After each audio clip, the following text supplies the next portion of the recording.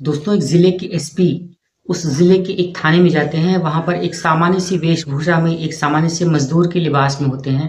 उन्होंने अपने चेहरे पर मास्क लगाया हुआ था ताकि कोई उन्हें पहचान ना सके। अपने बालों को अस्त-व्यस्त बिखराए हुए और एक सामान्य से मज़दूर के जैसे भेष बनाकर वो उस थाने में पहुँचकर उस थाने के इंचार्ज थाना दरोगा से ये कहते हैं कि आपके थाने में साहब एक लड़की बंद है, इस लड़की को छोड़ दीजिए, ये लड़की निर्दोष है।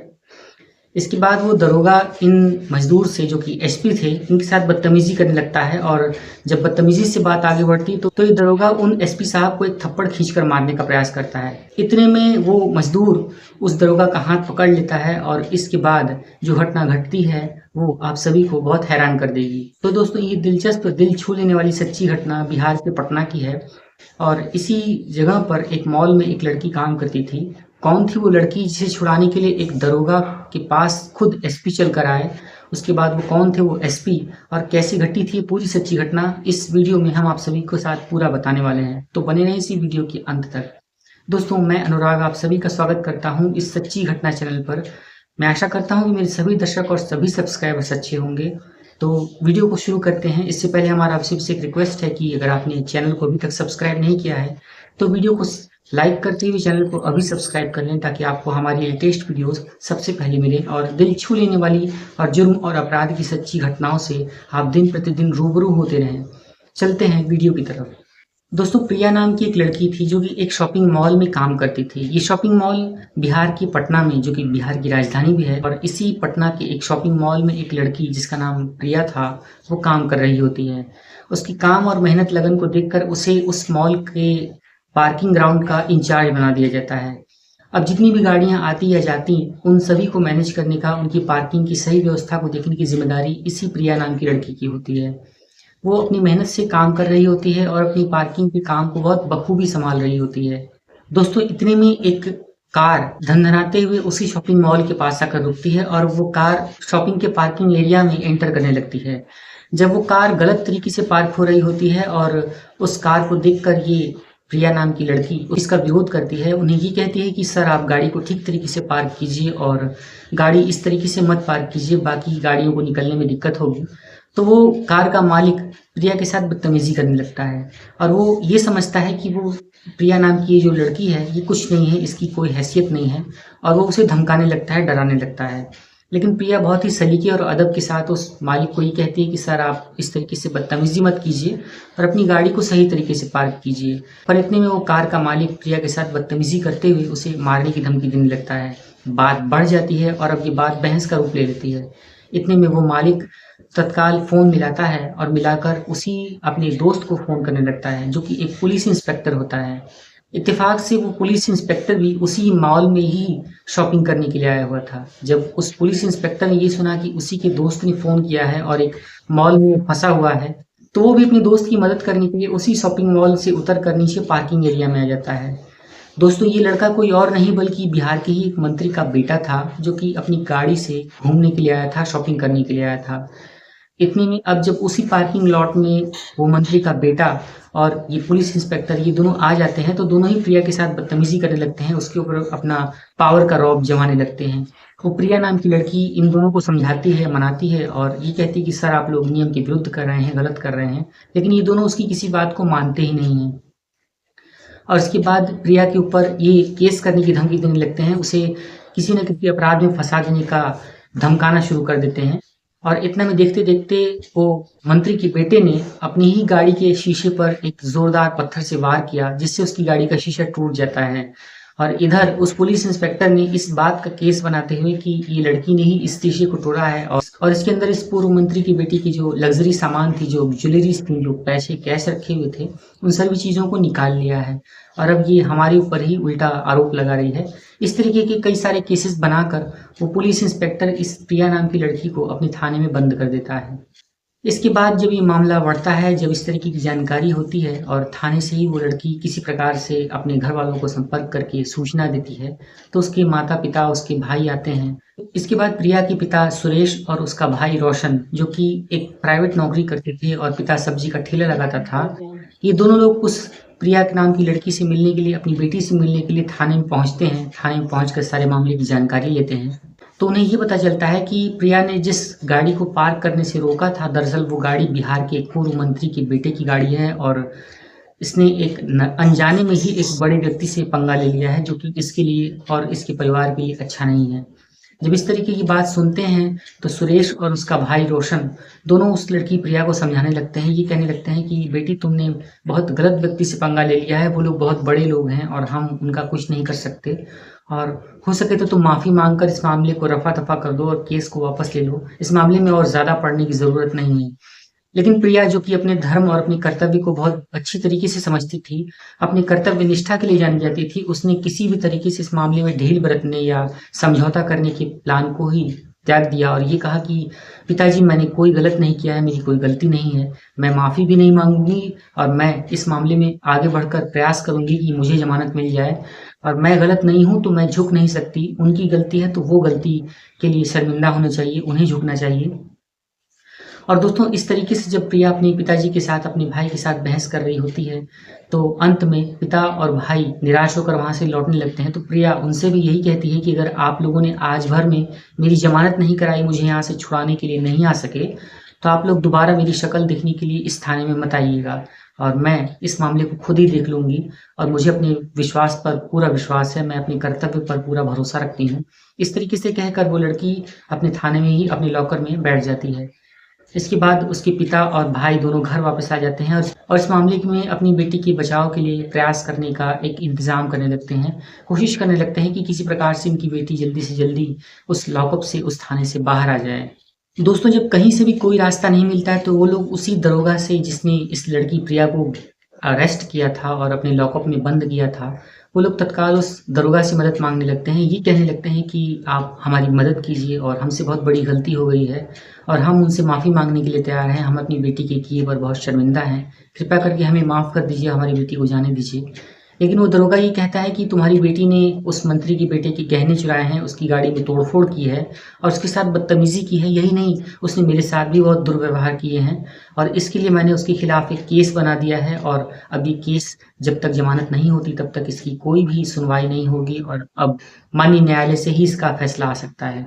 इतना सुनकर उसके पिता और उसके भाई दोनों एक वकील के पास जाते हैं। जब वकील भी उस बिहार के मंत्री के बेटे की कहानी सुनता है तो वो भी अपने हाथ पीछे खींच लेता है। दरअसल कोई भी इस हाई प्रोफाइल केस में हाथ ही नहीं डालना चाहता था और अपने अपने पक्ष को बचाने की कोशिश कर रहा था। इधर वो लड़की, जो कि इस मामले में तनिक भी डिगने के लिए तैयार नहीं थी, वो केस जज का तस चला आ रहा था। दोस्तों, इसके बाद सुरेश का बेटा रोशन, जो कि एक टेक एक्सपर्ट था, टेक में काम करता था, तो उसे ये लगता है कि किसी प्रकार से वो उच्च अधिकारियों से बात करे तो शायद कुछ बात बन सकती है। इस बात को सोचकर रोशन ने सोशल मीडिया के माध्यम से एसपी सिटी का नंबर निकाला, जो कि उसी ज़िले के एसपी सिटी थे, और उनकी सोशल मीडिया पर कई सारी वीडियोज़ भी वायरल थी, जिसके आधार पर उस रोशन नाम के लड़के ने एसपी सिटी का नंबर निकाला और निकालकर उनसे तत्काल उसी समय, रात के ही समय संपर्क किया। जब वो अपने फ़ोन से एसपी सिटी के पास फ़ोन करता है तो एसपी सिटी पूछते हैं कि तुम कौन बोल रहे हो, कहाँ से बोल रहे हो? तो ये लड़का बताता है कि क्या आप एसपी सिटी हैं? क्या आप इस ज़िले के एसपी सिटी बात कर रहे हैं? तो जवाब में उधर से उस व्यक्ति का जवाब आता है कि जी हाँ, मैं इस ज़िले का एसपी सिटी बात कर रहा हूँ, बताइए क्या बात है और आपने मेरे नंबर पर क्यों फ़ोन किया है, वो भी इतनी रात में? तब ये लड़का पूरा मामला बताता है और ये कहता है कि मेरी बहन निर्दोष है और उसे ज़बरदस्ती एक इंस्पेक्टर और एक मंत्री के पूर्व बेटे ने फंसा दिया है। हम इस मामले में न्याय चाहते हैं, हम आपकी मदद चाहते हैं, कृपया करके सर हमारी मदद कीजिए। इस प्रकार से वो लड़का फ़ोन पर ही रोने लगता है। एसपी सिटी उस बच्चे को ढाँढस देते हैं, दिलासा देते हैं और तत्काल इस मामले में कार्यवाही करने लगते हैं। वो तुरंत अपना भेष बदलते हैं, एक सामान्य से मज़दूर का भेष बनाते हैं, लुंगी और एक कुर्ता पहनकर, अपने सर पर एक मज़दूरों वाला साफ़ा बाँधते हुए, अपने बाल को बिखराए हुए, मुँह पर मास्क लगाकर तत्काल उस थाने के लिए पहुँच जाते हैं जहाँ पर उस लड़की को अरेस्ट किया गया था। तो दोस्तों, फिर उसके बाद एसपी सिटी उसी थाने के एक और इंस्पेक्टर को अपने साथ लेते हैं, उसको इस पूरे मामले की जानकारी देते हैं और ये बताते हैं कि काम करने वाली कर्तव्यनिष्ठ लड़की को ज़बरदस्ती एक मंत्री के बेटे ने और एक उसी थाने के इंस्पेक्टर ने ज़बरदस्ती फंसा दिया है और अब उसके खिलाफ केस कर दिया है और हम इस मामले में आपका सहयोग चाहते हैं, आप हमारे साथ चलिए। तत्काल उस थाने का जो इंस्पेक्टर होता है वो भी एसपी सिटी के साथ हो लेता है और ये दोनों लोग तत्काल उसी थाने पर रात के 8-9 बजे के आसपास पहुंच जाते हैं। जब वो लोग उस थाने के पास पहुंचते हैं तो एसपी सिटी और उन इंस्पेक्टर को एक सादे वेश में देखकर रोशन और उसके पिता सुरेश दोनों रोने लगते हैं और ये कहते हैं कि साहब आप आ गए और अब हमारी मदद कीजिए। इन्होंने हमारी बेटी के खिलाफ कई सारे आरोप लगा दिए हैं और काफ़ी संगीन धाराओं में मुकदमा दर्ज कर लिया है, जिसमें दारू शराब पीकर मारपीट करने, मंत्री की बेटे की गाड़ी तोड़ने, उसके गहने चुराने और पुलिस के साथ दुर्व्यवहार करने जैसे कई संगीन आरोप लगाकर हमारी बेटी के खिलाफ ज़बरदस्त केस बना दिया है। और अब इस मामले में कुछ नहीं हो सकता, हमारा केस कोई नहीं लड़ रहा है, तो हम इस मामले में आपसे बहुत मदद चाहते हैं, न्याय की गुहार कर रहे हैं। और ऐसा कहकर ये दोनों बाप बेटे रोने लगते हैं, जिसके जवाब में वो मजदूर के भेष में एसपी सिटी उसे चुप कराते हैं और अंदर थाने के पास जाते हैं। थाने इंचार्ज के पास पहुंचने के लिए जब वो गेट पर रुकते हैं तो हवलदार उनसे पूछता है कि तुम लोग कौन हो और क्या काम है, अंदर क्यों जाना चाहते हो। जब एसपी सिटी इस तरीके का रवैया देखते हैं तो वो हवलदार से बताते हैं कि साहब हमारी एक बेटी है जो इसी थाने में बंद है, उसे पुलिस ने अरेस्ट कर लिया है। हम चाहते हैं कि इस मामले में उस पुलिस से बात करें और देखें कि इस मामले में क्या हो सकता है। तो इतना सुनकर वो हवलदार उस व्यक्ति को अंदर जाने देता है। जब अंदर पहुंचते हैं तो अंदर पहुंचने के बाद वो दरोगा पूछता है क्या काम है, तुम इतनी रात गए यहाँ पर क्यों आए हो, तुम कौन हो, किस लिए यहाँ पर आए हो। इस तरीके के सवाल जब पुलिस वाला इन एसपी सिटी से पूछता है तो ये बोलते हैं कि साहब हम आपके ही थाने में एक लड़की बंद है और वो बेगुनाह है, निर्दोष है, मैं उसे बहुत अच्छी तरह से जानता हूँ और अगर आप उसे छोड़ देंगे तो बहुत बड़ी मेहरबानी होगी और इस तरीके के कोई भी आरोप जो है वो बेबुनियाद हैं। तो वो दरोगा इनसे ये बोलता है कि तुम हो कौन और इस लड़की को इतनी अच्छी तरह से कैसे जानते हो। तब इन मजदूर ने ये कहा कि साहब मैं उसका रिश्ते में चाचा लगता हूँ और मुझे इस बारे में जब जानकारी हुई तो मैं यहाँ पर आ गया। तो इसके बाद जब वो दरोगा उन चाचा का नाम सुनता है तो उनके ऊपर बुरी तरीके से बिफर उठता है और ये कहता है कि क्या तुम्हें मालूम नहीं कि रात के 8-9 बजे के आसपास पुलिस को डिस्टर्ब नहीं करते। तो उसके जवाब में ये चाचा भी ये कहते हैं कि साहब आपको क्या इस बारे में जानकारी नहीं है कि क्या आप बिना किसी लेडी पुलिस की मदद से या बिना किसी लेडी कांस्टेबल की मदद के बिना किसी भी लड़की को रात के समय में थाने में बंद नहीं कर सकते, उसे अरेस्ट नहीं कर सकते। और लॉकअप में अरेस्ट करना तो बहुत दूर की बात है, आप उसे टच भी नहीं कर सकते बिना किसी लेडी पुलिस की मदद से। और आपने नियम के विरुद्ध जाकर ये कार्य किया है और लड़की को अरेस्ट करने के लिए थाने में लॉकअप में डालने के लिए आपने इस तरीके की जो काम किया है ये नियम के विरुद्ध है, क्या आपको नहीं मालूम है। इतना सुनते ही उस दरोगा का पारा चढ़ जाता है और वो इनके साथ बहस करने लगता है। ये कहता है कि तुम्हें बहुत ज़्यादा कानून पता है, अब इधर आओ, मैं तुम्हारा सारा कानून निकालता हूँ और तुम्हें समझाता हूँ कि पुलिस का काम कैसे होता है और तुम्हें पुलिस के बारे में ठीक से पता नहीं है। ऐसा कहकर वो दरोगा उठता है और एसपी साहब को उठाकर एक थप्पड़ जड़ने ही वाला होता है कि एसपी साहब तुरंत उसका हाथ पकड़ लेते हैं और उसे ये कहते हैं कि मैं तुम्हें बताता हूँ कि मैं कौन हूँ। ऐसा कहकर वो एसपी सिटी उस अपनी जेब से एक पेपर को निकालते हैं, अपनी आई कार्ड को निकालते हैं। जब एसपी सिटी का आई कार्ड वो दरोगा देखता है तो वो हिल जाता है, डर जाता है और तुरंत माफ़ी मांगने लगता है। ये कहता है कि सर मुझसे बहुत बड़ी गलती हो गई, मैं आपको अंधेरे में नहीं पहचान सका और मेरी इस गलती को माफ़ कर दीजिए। इसके बाद एसपी सिटी उस दरोगा को खूब जमकर झाड़ लगाते हैं। ये कहते हैं कि तुमने नियम के विरुद्ध जाकर कई सारे काम किए हैं, तुमने जांच भी नहीं की और सीधा सीधा एक लड़की को जो कि अपनी ड्यूटी कर रही थी तुमने उसे अरेस्ट कर लिया। अरेस्ट करने के बाद तुमने उसे बिना किसी लेडी पुलिस कांस्टेबल की मदद से अंदर भी कर दिया। तुमने अब तक एफआईआर की कोई कॉपी भी नहीं लिखी, ना ही एफआईआर की कोई कॉपी इनके माता पिता को दी, इनके भाई को दी और तुमने सीधा बिना एफआईआर दर्ज किए हुई अरेस्ट करके अंदर डालने की हिम्मत कैसे की। क्या तुम्हें कई सारे नियमों की जानकारी नहीं है या फिर तुम अपने आप को यहाँ का बॉस समझने लगे हो। जब वो थाना इंचार्ज ये सुनता है तो डर जाता है, वो अपनी गलती पर माफ़ी मांगने लगता है। लेकिन एसपी सिटी गुस्से में थे, अपनी फॉर्म में आ चुके थे। तत्काल उन्होंने कार्यवाही करते हुए उस थाना इंचार्ज को सस्पेंड कर दिया और ये कहा कि अब इसके खिलाफ आगे की कार्यवाही के लिए तैयार रहना। दोस्तों इसके बाद वो एसपी सिटी उसी थाने के थाना इंचार्ज की सीट पर जाकर बैठ जाते हैं और दरोगा माफ़ी मांग रहा होता है। दरोगा से ये पूछते हैं कि तुम्हें थाने में काम करते हुए थाना इंचार्ज के पद पर अब तक कितने साल बीत चुके हैं। तो ये बताता है कि साहब मुझे 12 साल बीत चुके हैं और मैं अभी इसी थाने में काम कर रहा हूँ, 2 साल से मेरी यहीं पर पोस्टिंग है। तो एसपी सिटी कहते हैं कि क्या तुम्हें इतना भी नहीं मालूम कि जब कोई व्यक्ति किसी को जुर्म में अरेस्ट करता है तो उसे ये बताया जाता है कि उसे किस जुर्म में अरेस्ट किया गया है, उसके खिलाफ क्या चार्जेस बनते हैं, उसके खिलाफ एफआईआर की कॉपी है कि नहीं, उसके खिलाफ जो आरोप हैं क्या वो सत्य हैं या फिर उसे फंसाया जा रहा है। और बिना इन सारी चीज़ों को जाने हुए, बिना किसी लेडी पुलिस कांस्टेबल की मदद लिए हुए तुमने एक लड़की को अरेस्ट कैसे किया। मुझे तुम्हारे खिलाफ जांच बैठानी पड़ेगी और ऐसा कहकर वो उस दरोगा से इस मामले की सारी जानकारी लेते हैं। उससे ये पूछते हैं कि ये बताओ कि ये सारा केस हुआ कैसे। इसके बाद वो दरोगा एसपी साहब को सारा केस सिलसिलेवार तरीके से बताता है और ये कहता है कि वो एक मंत्री का बेटा है जिसकी गाड़ी को इस लड़की ने पार्किंग लॉट से निकलवाने में जद्दोजहद कर दी थी, मुसीबत खड़ी कर दी थी और ये कहा था कि गाड़ी अगर गलत तरीके से पार्क होगी तो इसका डबल चार्ज होगा और आप गाड़ी यहाँ पर पार्क नहीं कर सकते। इस तरीके से कई सारी चीज़ें थीं जो इस लड़की ने उन मंत्री के बेटे के साथ की थी। ऐसा सुनकर वो एसपी साहब उस बेटी को शाबाशी देते हैं, उसको शुक्रिया अदा करते हैं कि तुमने अपने काम को सही तरीके से निभाया है। दोस्तों इसके बाद वो एसपी साहब तत्काल कंप्लेंट रजिस्टर मंगाते हैं जो कि दर्ज ही नहीं थी। उसके बाद एसपी साहब उस दरोगा को वहीं पर सस्पेंड कर देते हैं और उस बेटी को उस थाने से बाहर निकालते हैं, लॉकअप रूम से बाहर निकलवाते हैं और उसके माता पिता को, उसके भाई को और उसके पिता सुरेश को बुलाकर ये कहते हैं कि बेटी प्रिया के खिलाफ जिस मंत्री के बेटे ने इस तरीके का केस बनवाया है, इस तरीके के झूठे आरोप लगाए हैं, मैं चाहता हूँ कि आपकी इज्जत की उसे परवाह होनी चाहिए, आपकी इज्जत की कीमत उसे समझ आनी चाहिए। इसके लिए आप उस मंत्री के बेटे के खिलाफ एक मानहानि का मुकदमा कीजिए। जब इस तरीके से वो एसपी साहब सुरेश और उसके बेटे रोशन से ये कहते हैं तो ये लोग कहते हैं कि साहब हम बहुत गरीब आदमी हैं, रोज जीने और रोज खाने वाले व्यक्ति हैं और इस तरीके की किसी भी मामले में हम फंसना नहीं चाहते। हमारी ज़िंदगी बहुत छोटी सी होती है और हम किसी बड़े व्यक्ति से पंगा नहीं ले सकते और हमारी मदद करेगा भी कौन।